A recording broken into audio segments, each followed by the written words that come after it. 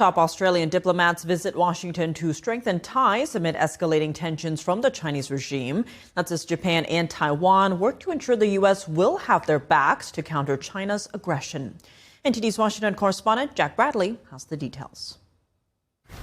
Top officials in Washington meeting with their Australian counterparts amid an increasingly aggressive Chinese Communist Party, which is conducting more military drills, sometimes dangerously close to U.S. allies in the Indo-Pacific. This is an incredibly strong alliance. The stronger we are together, the more we can deter the kinds of conflicts neither of us want to see. We welcome President Trump's statement. We are full steam ahead. President Trump and Australia's Prime Minister at the White House back in October signed a deal on critical minerals, those used in technology from cell phones to fighter jets.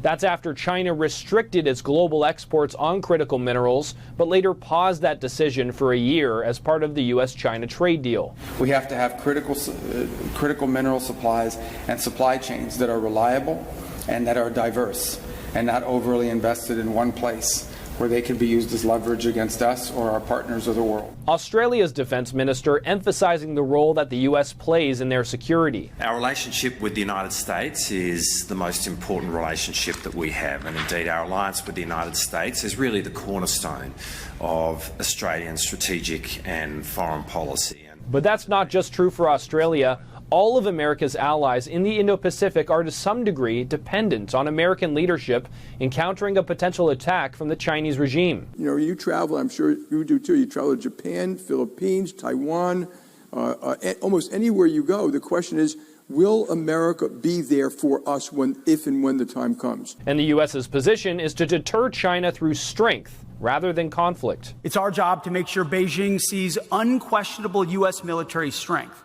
that, if necessary, can back up our national interests. In the latest escalation on Sunday, 2 Chinese fighter jets aimed a radar beam signaling to fire at Japanese military aircraft near Japan's Okinawa Islands. China's radar lock-on was a dangerous act exceeding the scope necessary for the safe flight of aircraft. We will respond calmly and resolutely. The heightened tensions between China and Japan come after the Japanese Prime Minister said that her country would protect Taiwan in the event of a CCP attack.